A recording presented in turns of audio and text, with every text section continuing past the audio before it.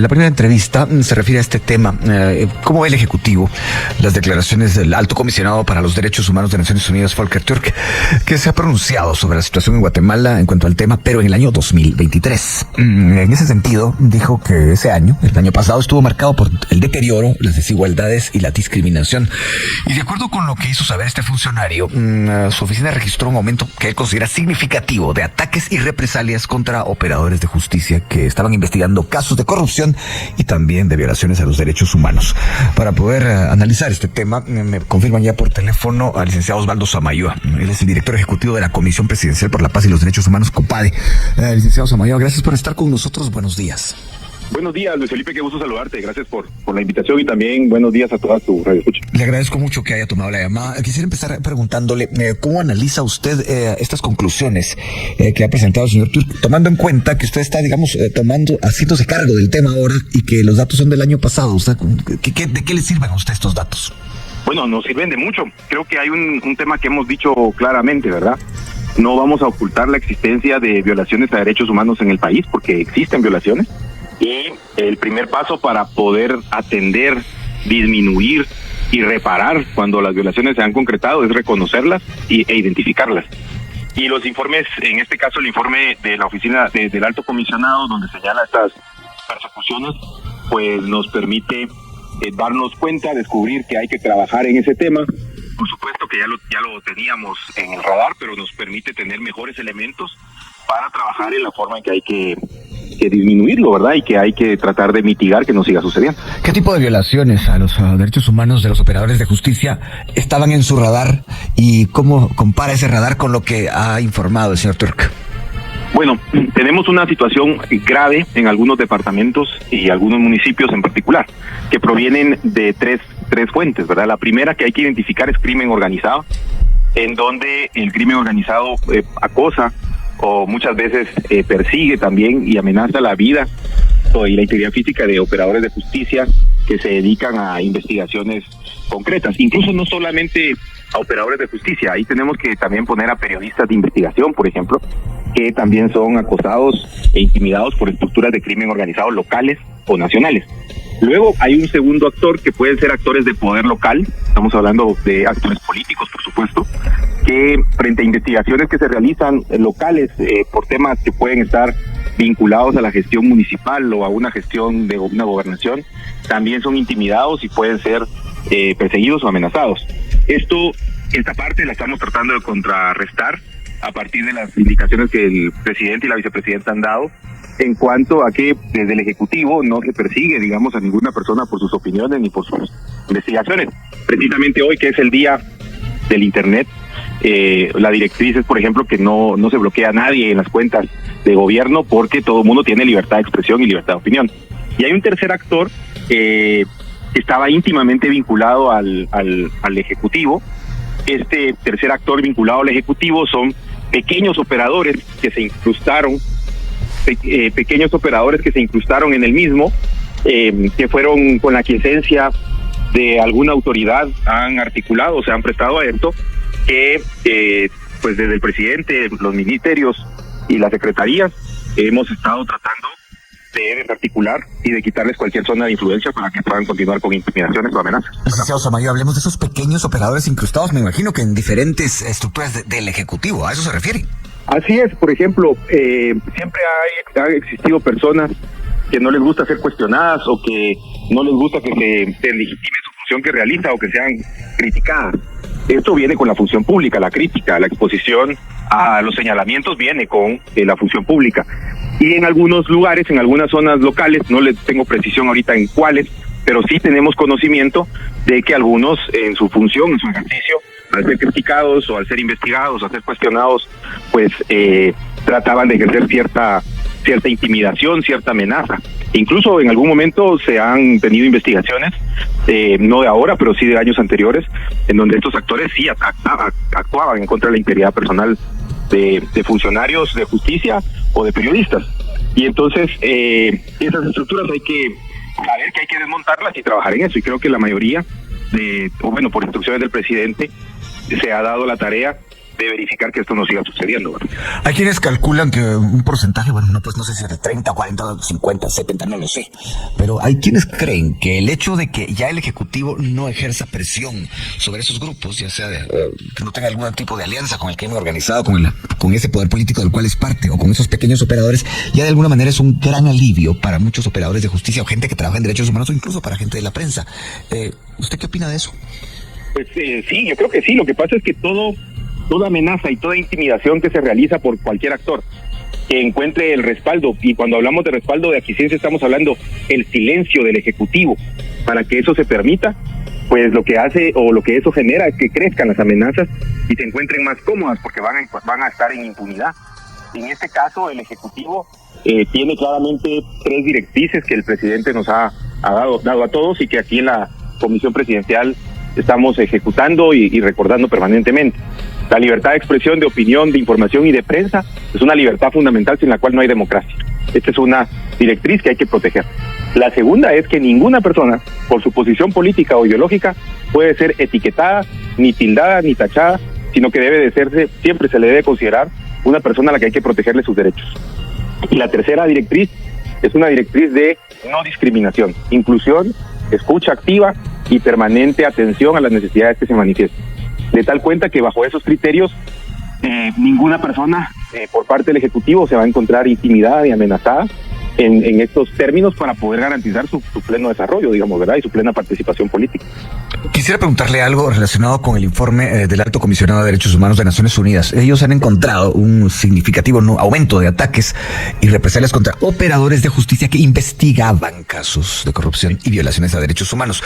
Eso me hace pensar de alguna manera, y se lo pregunto a usted, que esas represalias y esos ataques pudieron haber venido incluso de la institución a la que servían, para la que trabajaban. ¿Puede ser eso un reflejo de lo que haya ocurrido, por ejemplo, en las Cortes o en el Ministerio Público? Sí, puede serlo, digamos.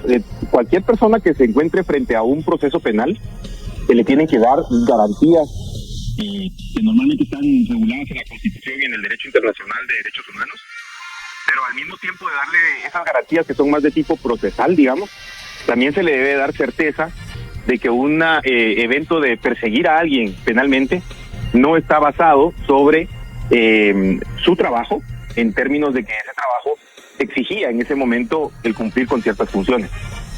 Cuando esto sucede, las personas, por supuesto, se enfrentan ante una situación de impacto. ¿Esto qué quiere decir? Por ejemplo, si procesamos a una persona o un periodista que por su opinión o por su publicación es perseguida, entonces lo ponemos en una contradicción. ¿Cómo mi profesión, mi función está siendo perseguida por lo que aprendí a hacer, por lo que sé hacer? Y entonces un operador de justicia que se le enseña derecho, que se forma como un abogado, abogada, y que luego cumple una función específica, y esta función la cumplió a cabalidad, no vamos a decir que no se pueden cometer delitos, sí se pueden cometer delitos, se pueden cometer faltas administrativas, pero si en general se le empieza a perseguir por el cumplimiento de sus funciones, por supuesto que se va a ver intimidada y atacada.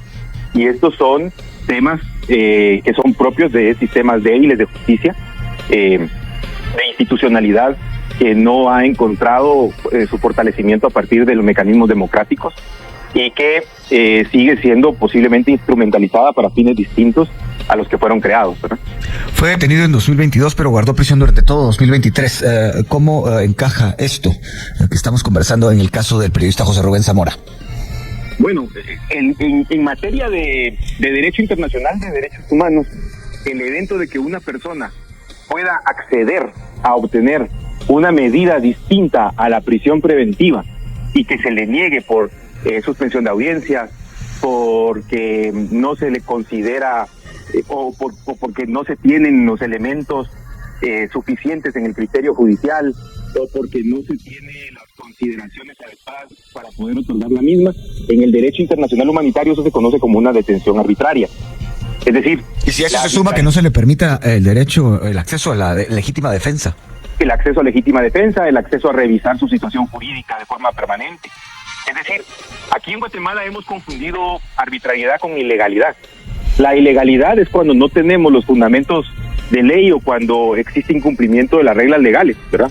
Pero cuando en el derecho internacional hablamos de arbitrariedad, también nos estamos refiriendo a que, aún siendo legal la detención o el proceso, se incumple con darle garantías suficientes para poder ejercer otros derechos que no deben de ser disminuidos con la privación de libertad o con el proceso en sí mismo. Entonces, esto sin duda incrementa los ataques, esto incrementa la sensación de intimidación y de amenaza que muchas personas han vivido durante los años anteriores. Y que por eso el Ejecutivo, por ejemplo, este año, pues las condiciones de detención de él han cambiado totalmente, básicamente. Y al mismo tiempo se ha dado paso, por ejemplo, a la visita del relator Pedro Vaca para poder verificar sus condiciones. Él es beneficiario de unas medidas cautelares.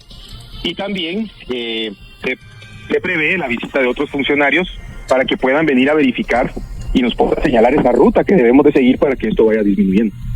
Bueno, sí, ayer conversaba con una delegación que va a visitar hoy al periodista y decían que no pueden entender su caso, que les parece algo inaudito, inaceptable. Bueno, todos los adjetivos que tienen que ver con eso era lo que mencionaron los integrantes de esta delegación internacional que hoy visitará al periodista José Rubén Zamora. El licenciado Samayoa, le pido un momento de paciencia. Vamos a la pausa, regresamos pronto. Minutos, le agradezco mucho al licenciado Osvaldo Samayoa, director ejecutivo de la Comisión Presidencial por la Paz y los Derechos Humanos, mejor conocido como COPADE, por haberse quedado en línea y seguir conversando acerca de este tema.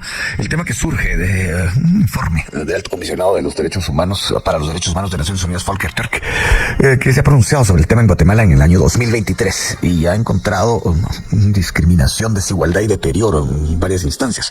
Hemos estado conversando acerca de varios temas relacionados con esto, pero ahora quiero aterrizar en algo muy puntual, licenciado Samayoa.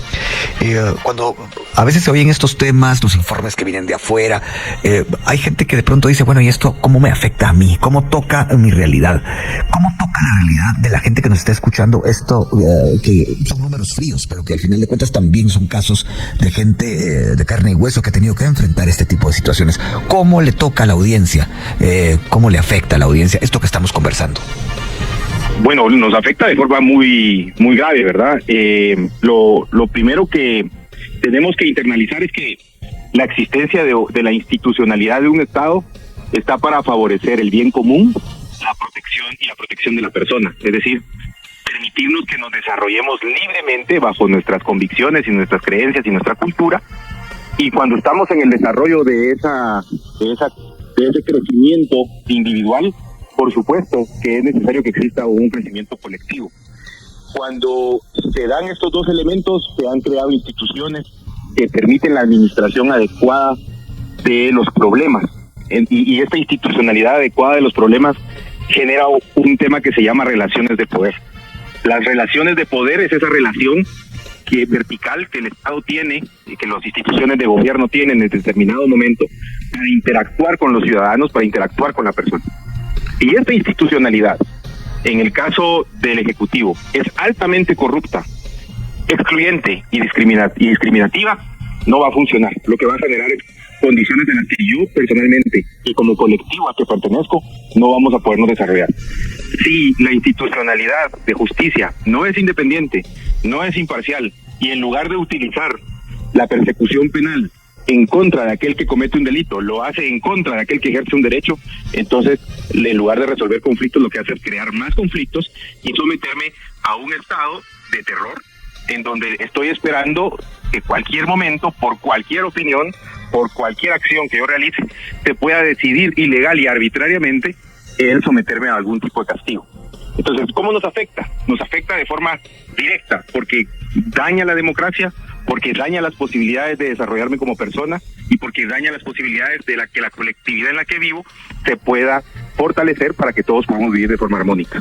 Licenciado Samayoa, ¿usted considera que este deterioro se sufrió de manera particular y pronunciada y subrayada, digámoslo de alguna manera, en los últimos dos gobiernos? Creo que en mi opinión sí tenemos que identificar que durante los últimos 8 años hay un deterioro marcado de la institucionalidad del Estado. Vamos a poner un punto clave: 1996 con los acuerdos de paz y el Tratado Marco de Seguridad Democrática para Centroamérica. A partir de eso podemos encontrar un gobierno que generaron un proceso de agenda para continuar con la democratización del país, terminar con la violencia desde el Estado y poder generar condiciones de vida adecuadas. Pero no era suficiente, no era óptimo y era lógico. Estos son procesos sostenidos a largo plazo que deben de darse. Pero de alguna manera, esos gobiernos estaban teniendo una agenda con participación y con directrices que podía decirse encaminadas a que en algún momento se lograra. Pero durante los últimos 8 años sí podemos hablar de, primero, un enfrentamiento entre actores vinculados a corrupción contra quien los investigaba, y por lo tanto el deterioro de la institucionalidad a cargo de la investigación y de la impartición de justicia por cooptación, y también un deterioro acelerado de los derechos humanos, de la calidad de vida de las personas, más del que ya se tenía, por corrupción. De tal cuenta que los últimos 8 años han sido, en nuestra lectura, y creo que el presidente lo ha dicho claramente, 8 años marcados por corrupción, cooptación de la institucionalidad estatal y por la tergiversación de lo que significa la democracia en el país. En ese contexto, licenciado Samayoa, ¿qué puede hacer la Comisión Presidencial por la Paz y los Derechos Humanos? Bueno, creo que hay 3 cosas que son importantes y que son claves. La primera es que vamos y queremos y estamos trabajando para empezar a construir una comunicación asertiva que cambie las narrativas. Los derechos humanos no son el obstáculo para poder desarrollarnos. Los derechos humanos son parte del proceso y son una parte esencial del proceso para poder desarrollarnos individual y colectivamente. Al mismo tiempo, al estar sólidas, al ser fuertes, significan verdaderos límites al poder político, de tal cuenta que se le impida a ese poder sobrepasar los mismos y se pueda exigir el respeto de ellos. Lo segundo es una herramienta fundamental. Tenemos que reconciliar.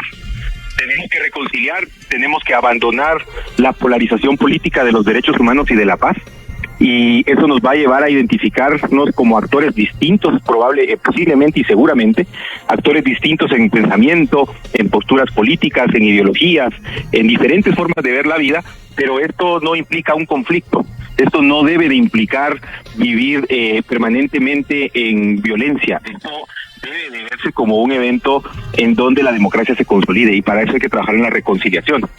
Y el tercer elemento que es reconciliación y armonía. Y el tercer elemento que es sumamente importante es identificar que tanto el proceso de democratización y profundización de respeto de derechos humanos a partir de esa comunicación asertiva y la reconciliación y armonía nos va a generar instituciones que nos den garantías de que no se repitan graves situaciones.